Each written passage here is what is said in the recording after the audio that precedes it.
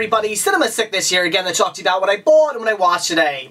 And today, headed out to one of my local Goodwills where I picked myself up 6 VHS tapes, so let's take a look at everything I got. The first 5 VHS tapes I picked up, I grabbed for 47 cents a piece. And the first one I grabbed was The Boys from Brazil, which, oddly enough, I just heard mentioned in a movie. Just the other day, I was watching Tower Heist, I heard them mention this movie, and then a couple days later, I come across it. Very cool. Definitely a movie I wanted to see. The synopsis sounds awesome. It gets great reviews, and I have no doubt this is going to be a fantastic film. The next title I picked up was Beavis and Butthead Work Sucks. Now, I definitely had to pick this one up as not all these episodes have been released to DVD yet.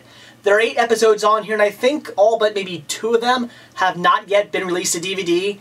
Definitely a shame. I really wish they would just put all the episodes out on DVD already. Why they haven't done that, I have no idea. But in the meantime, definitely had to pick up these classic episodes on VHS. Then I picked up Dragon Seed, starring Katharine Hepburn. And that is all I need to say. That name alone completely sold me on this movie.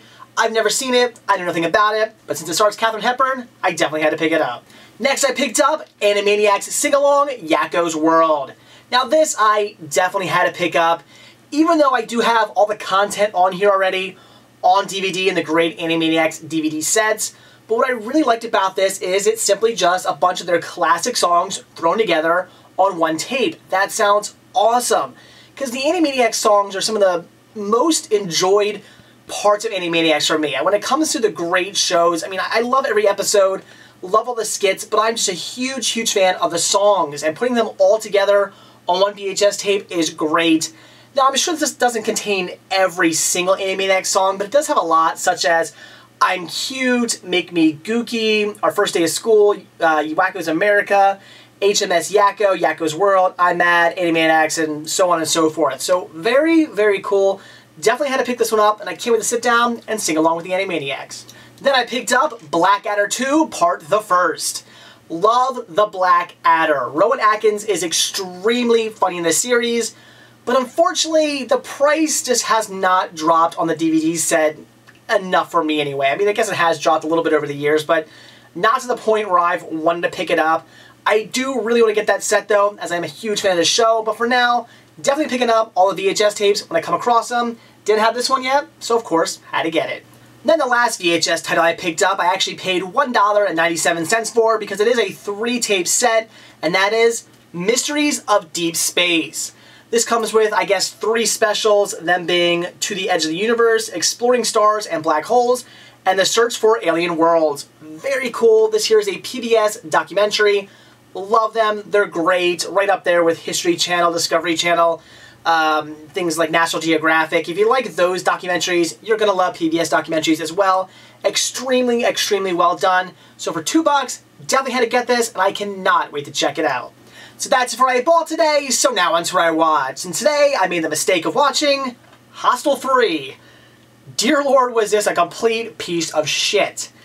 Now, don't get me wrong, I pretty much assumed that going into it. I didn't go in this one expecting anything great. I pretty much knew it was going to be bad, not only from reviews I've heard, but just from the fact that it's Hostel 3. I'm not expecting much from a Hostel 3, especially one that wasn't even released to theaters. This was a straight-to-DVD release.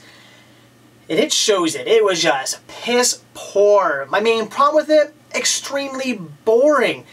I just was yawning the entire time through this. When I usually check out running times of movies before I watch them, and I spent the entire time counting down every minute on the clock on my Blu-ray player. I just could not wait for this one to end. Just bored the ever-loving hell out of me. And that was my main problem. The fact that it was just so uneventful. Nothing to get excited about, nothing to get into. Even the gore scenes were just boring. I pretty much yawned at them all. They weren't anything new. They weren't exciting. They weren't like, ooh, super gory, making me cringe. I just kind of went, I don't know, maybe I'm being desensitized by this point or what, but I was just bored to all hell by the entire film. Every little twist and turn in this movie felt extremely forced. Not one time did something, a twist happen where I went, oh, I didn't see that. No, the whole time I went, okay. It just seemed bad. I either already assumed what was going to happen, or I just didn't care once the twist did happen. Boring, boring, boring, boring, boring.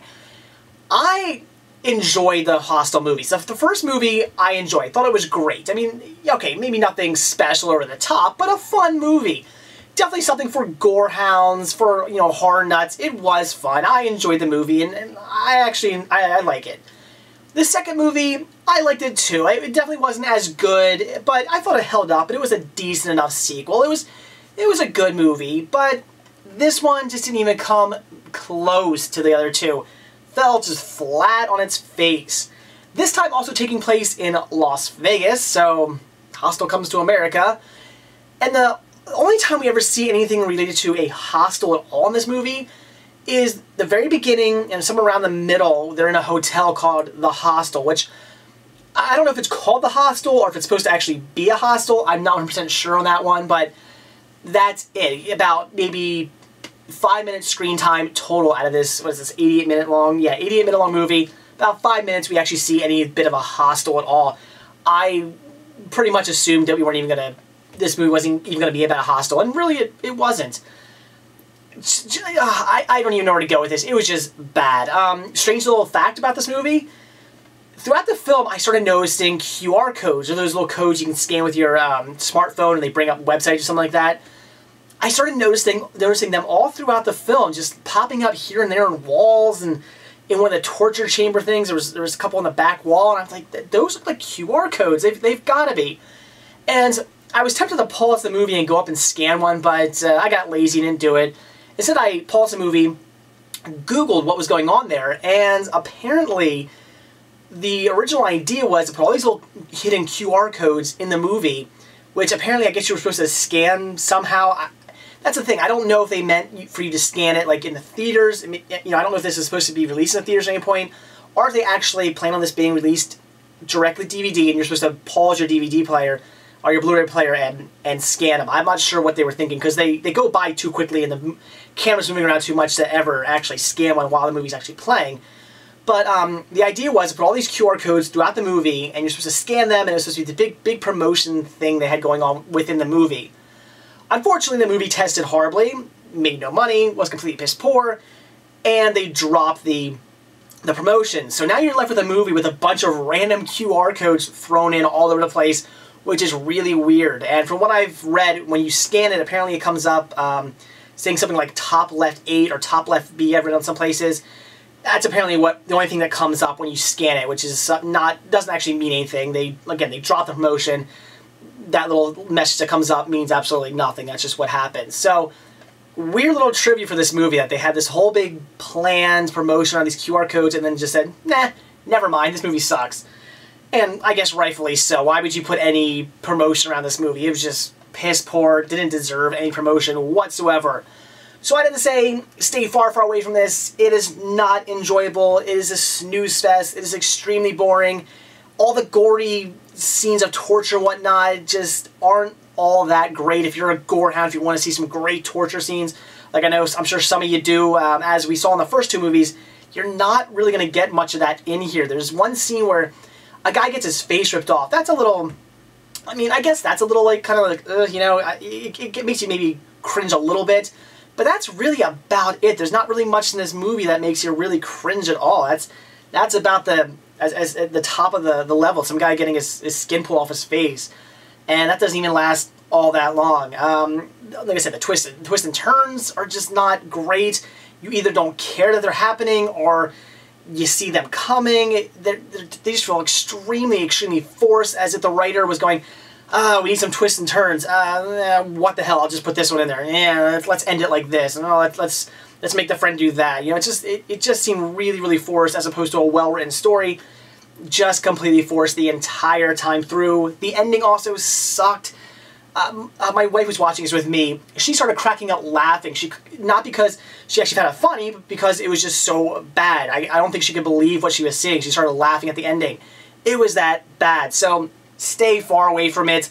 There's only one reason why you should ever own this movie, and it's if you're like me and you're a completist. You have to get all the movies in a series. That's it. That is the only reason why you should buy this film. Nobody who's...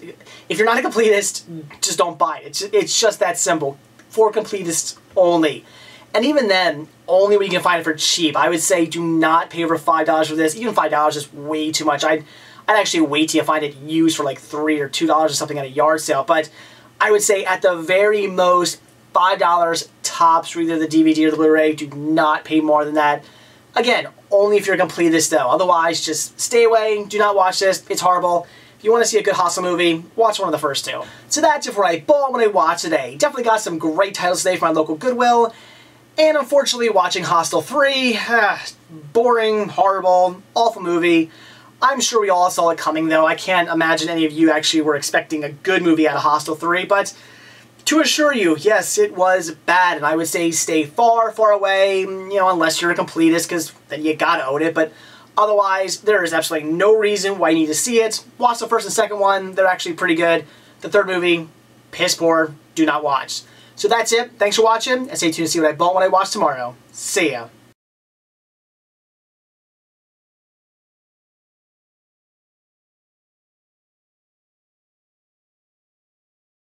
And as far as the Hostel movies go, I enjoyed the first one. I thought the first one was a decent movie. I mean, nothing special, it wasn't great, but it was enjoyable, fun, horror, kind of, just, you know, fuck.